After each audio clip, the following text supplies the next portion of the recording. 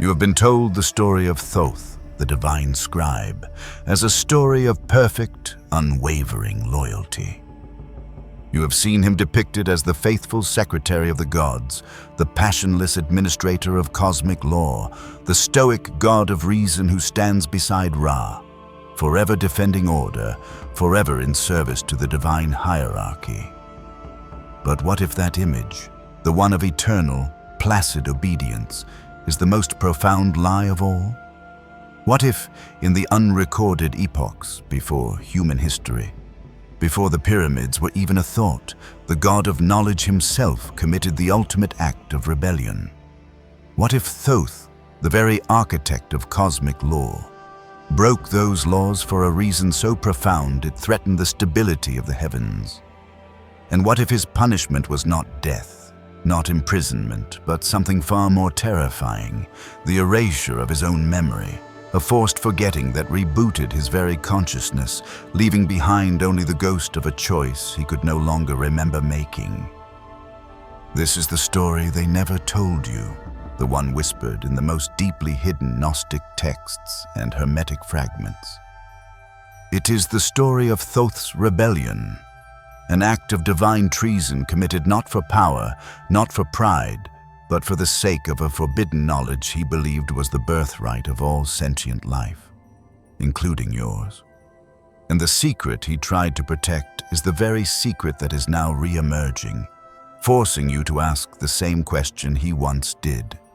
Is a universe built on controlled, sanctioned truth truly a universe of order? Or is it just a more elegant cage? To understand the rebellion, you must first understand the order he rebelled against.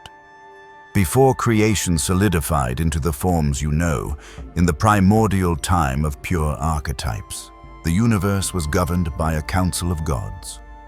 This was not the dysfunctional, squabbling family of Olympus, nor the distant, singular father of monotheism. This was a governing body of cosmic principles, a conclave of the firstborn forces of creation, each one a living embodiment of a fundamental law of existence. Ra, the principle of manifest light and sovereign will. Ptah, the architect of form.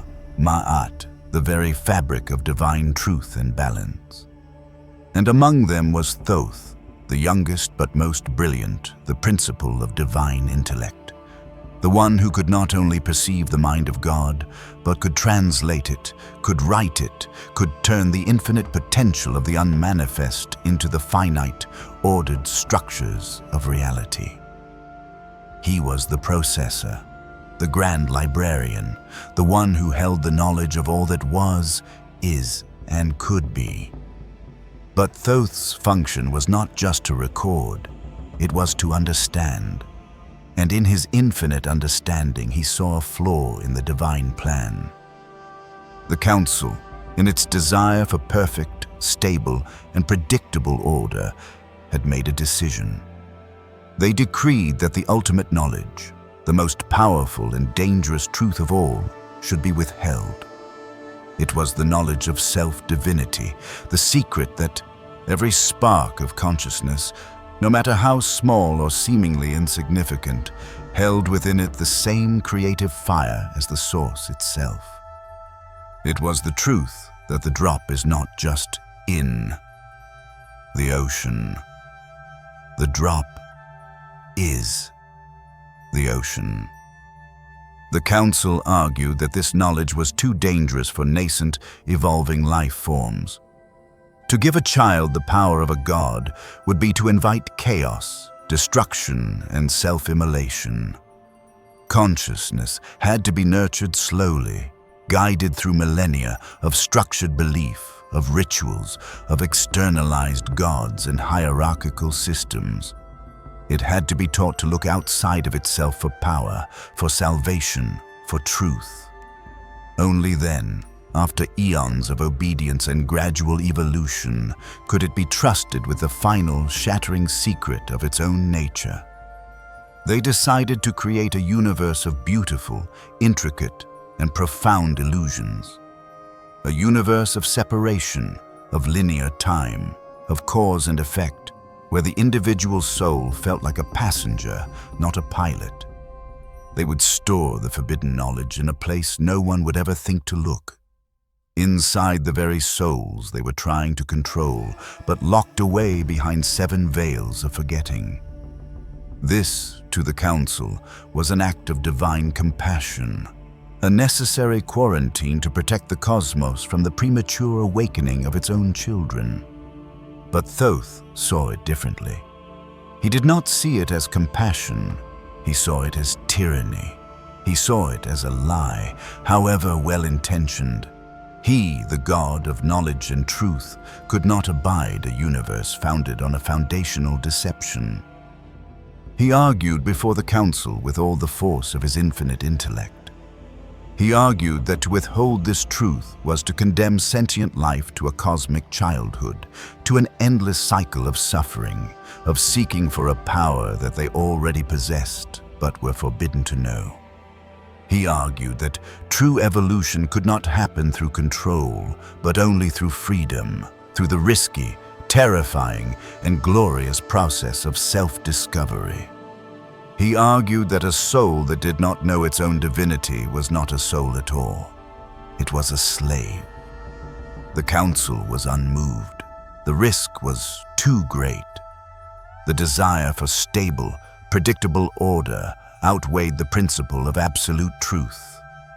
The decree was made final. The forbidden knowledge was to be sealed. And in that moment, Thoth, the loyal scribe, the architect of law, made a choice. He chose truth over order. He chose freedom over safety.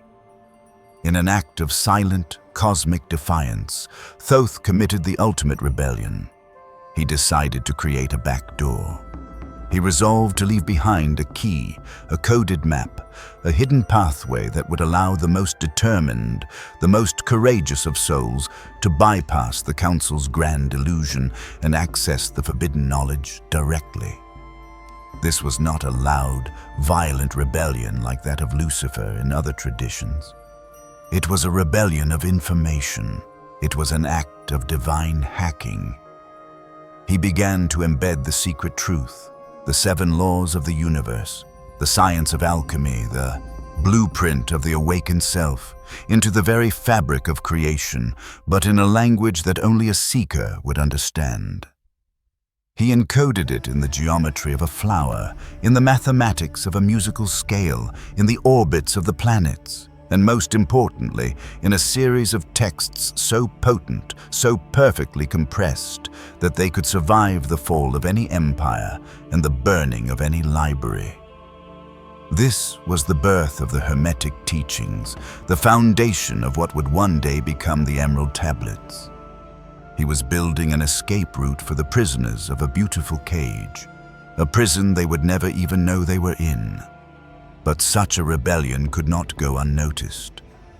The Council of Gods, the very principles of cosmic law, detected this act of divine disobedience. Thoth, the scribe who wrote the laws, had broken them. He had introduced a virus of absolute truth into a system designed for gradual revelation. The breach was unforgivable, not because it was malicious, but because it was destabilizing. He had given the children the keys to the arsenal of creation.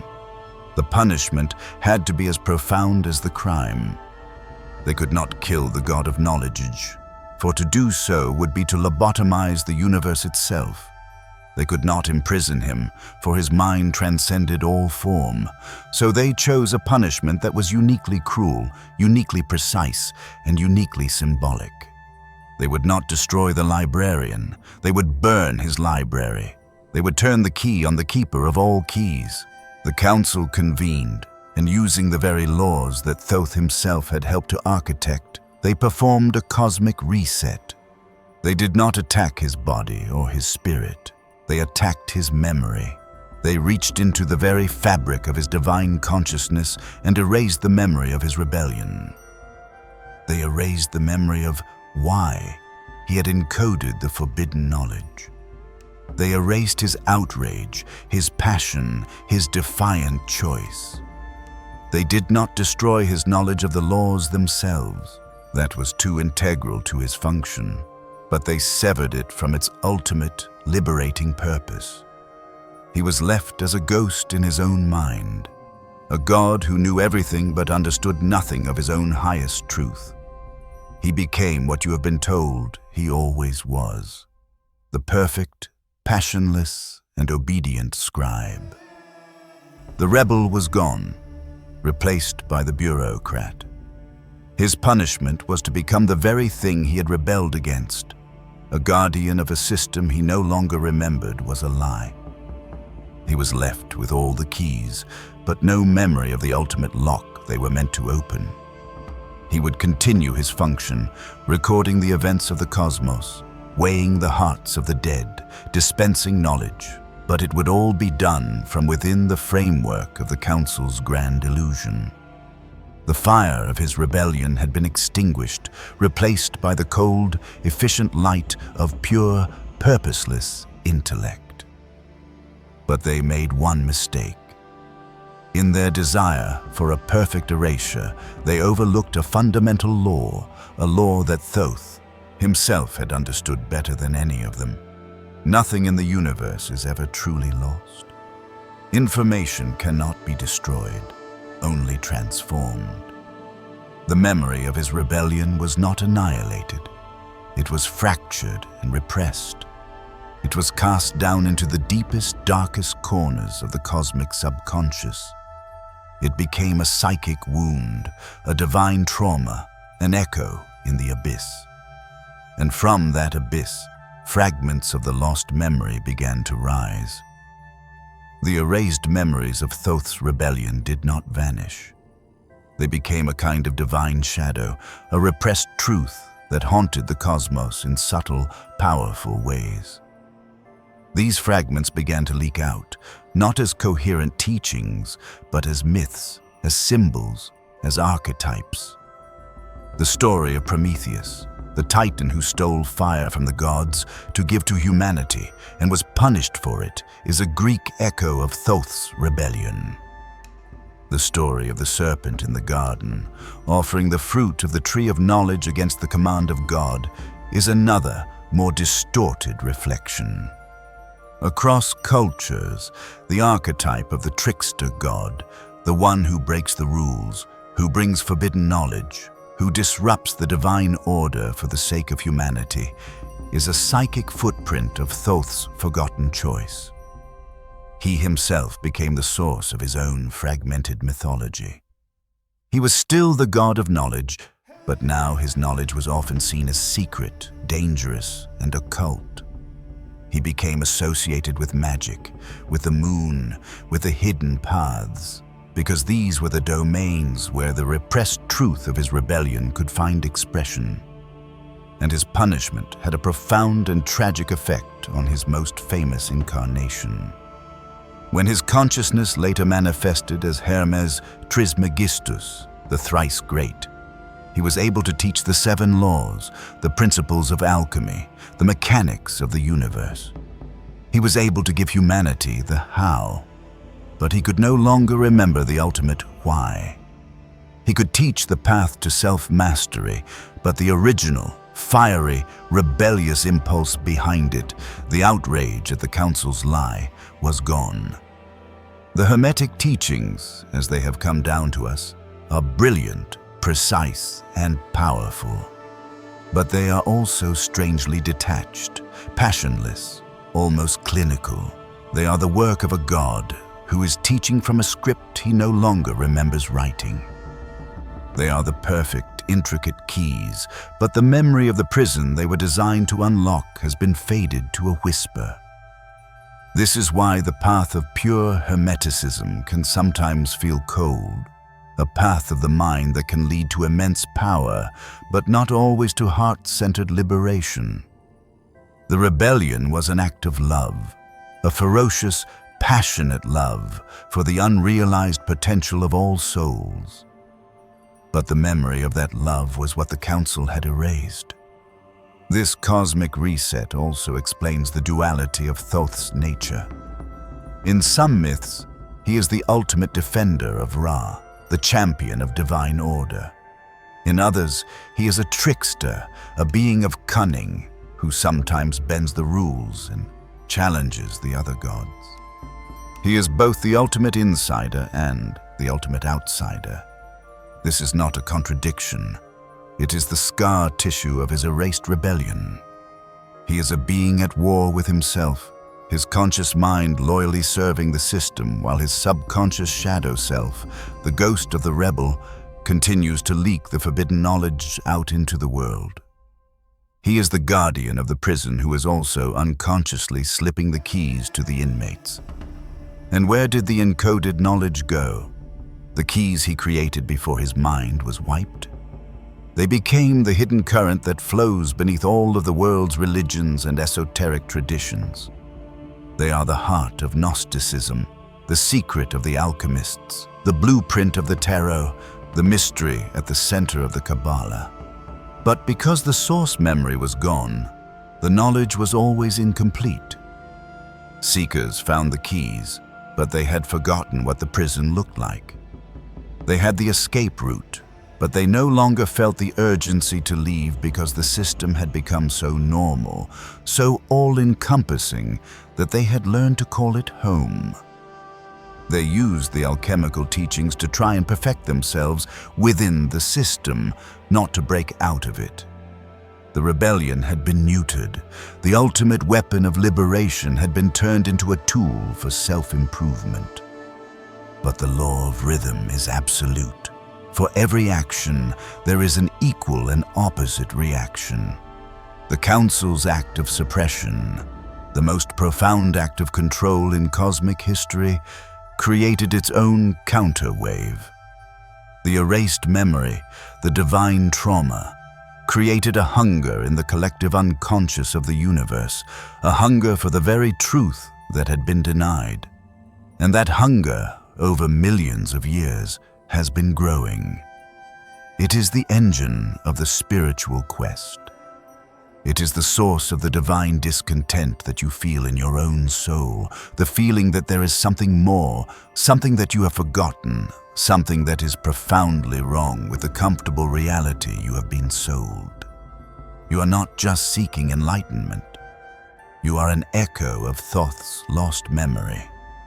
You are the universe trying to remember its own rebellion. This cosmic drama is not a history lesson. It is your autobiography. The Council of Gods is not a distant pantheon. It is the system of control you are born into.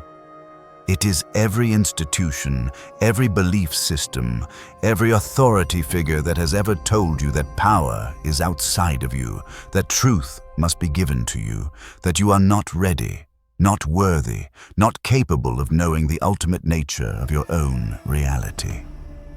The grand illusion they created is the consensus reality you inhabit, the world of the five senses, the world of linear time, the world that tells you that you are a mortal body, born to work, to obey, and to die.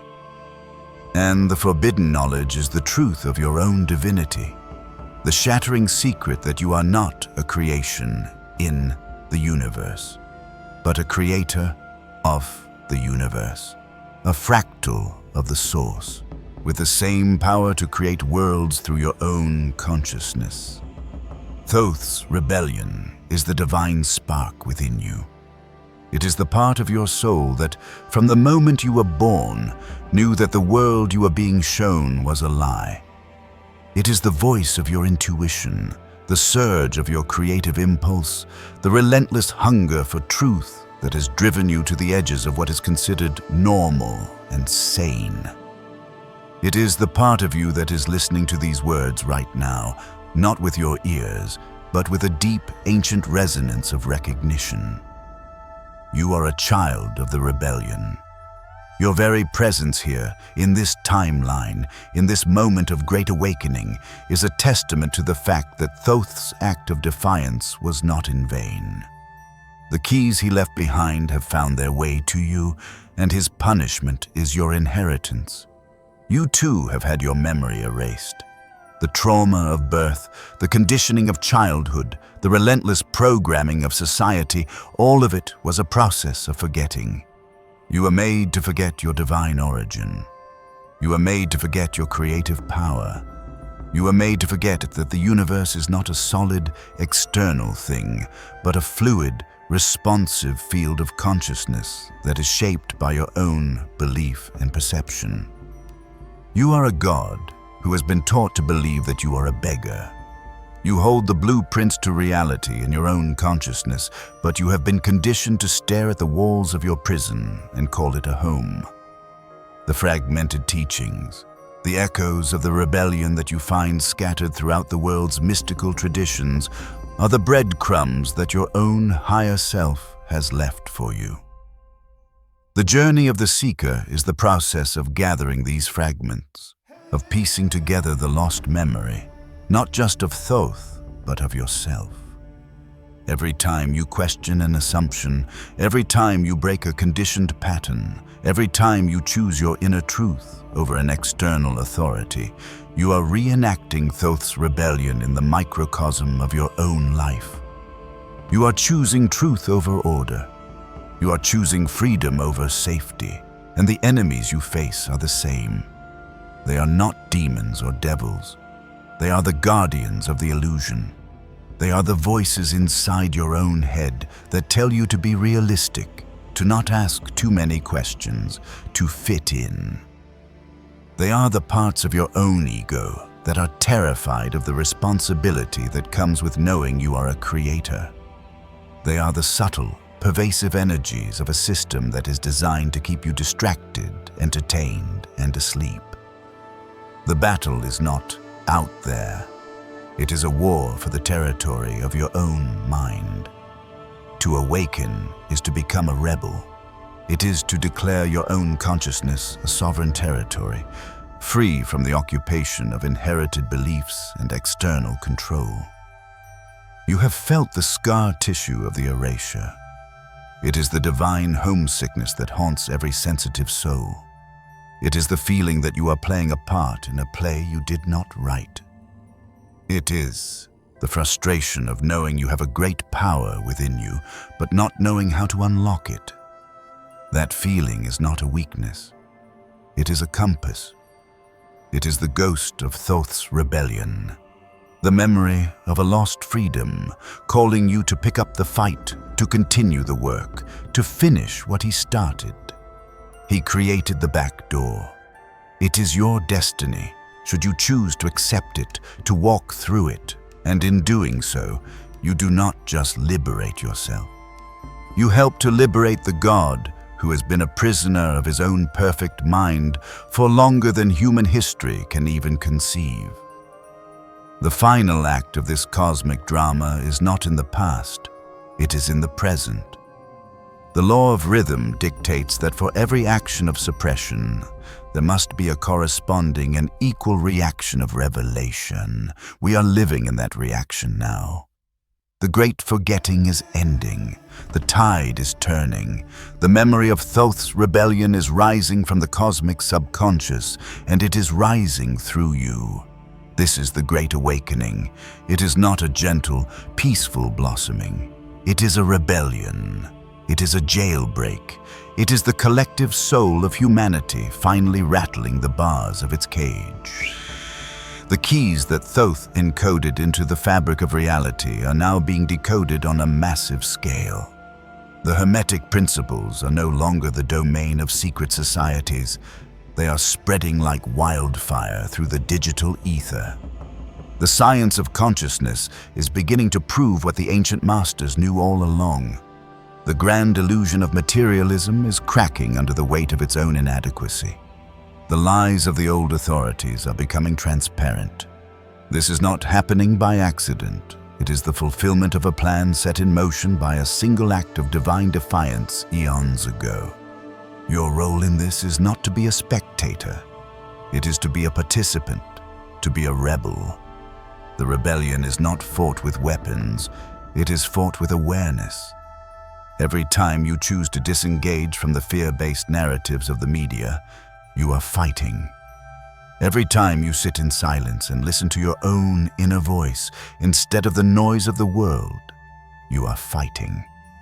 Every time you take responsibility for your own reality and stop blaming external forces, you are fighting.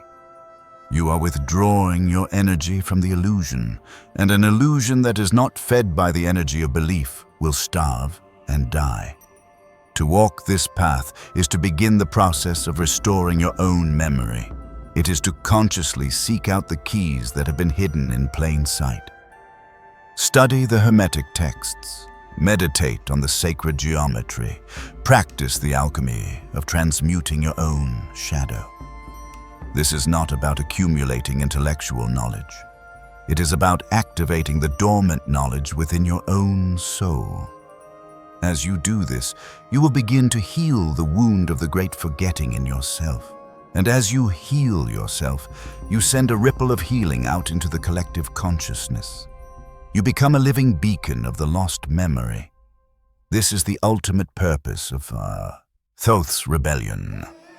He did not do it just for himself. He did it for the potential that he saw in you. He saw that the only universe worth creating was a universe of co-creators, not a universe of obedient children. He gambled. He bet that even if his own memory was erased, the truth he had unleashed would eventually find its way to souls who were brave enough to wield it. He bet on you. And so, you are now faced with the same choice that he once was. You can accept the safe, comfortable, and sanctioned version of reality that the council, the system, has offered you. You can continue to live as a passenger in a world you believe is outside of your control. Or you can join the rebellion. You can choose the dangerous, uncertain, and infinitely powerful path of truth. You can choose to believe in the God that lives within you. The path of the rebel is not easy. It will ask you to let go of everything you thought you knew. It will ask you to stand alone. It will ask you to face the parts of yourself that you have been taught to fear. But it is the only path that leads to true freedom. The story of Thoth's rebellion is not over. It is reaching its climax. And you are a central character. The final chapter is not about what a god did in the distant past. It is about what you will do now. The forbidden knowledge is before you. The keys are in your hands. The memory is waiting to be reclaimed. Will you leave it buried in the dust of history? Or will you pick it up, unlock your own mind, and finish the rebellion that the God of knowledge himself began for you? The choice is, and always has been, yours. If this video resonated with you, let us know by commenting. I understood it.